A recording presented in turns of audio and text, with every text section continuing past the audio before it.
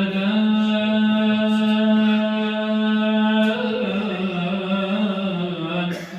gitti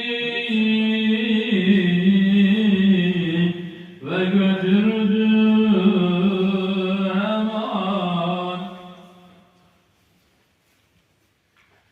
Bir fevaldu ademde ruhuna ne mekan var, anda ne arzu seman. Kimde halidir ne mali olmahan, akıl fikret mezuhani fehmuhal.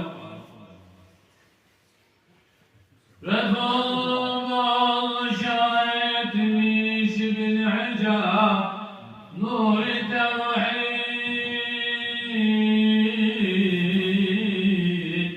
açtı vecihinden nikah. Her birisinden geçerken iler emir olurdun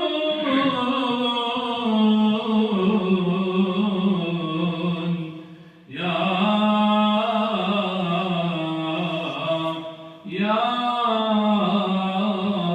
Muhammed gel berun.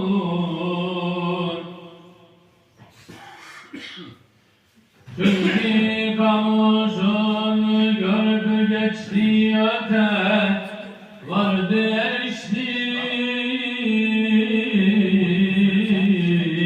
onu hazrete. Ses cihetten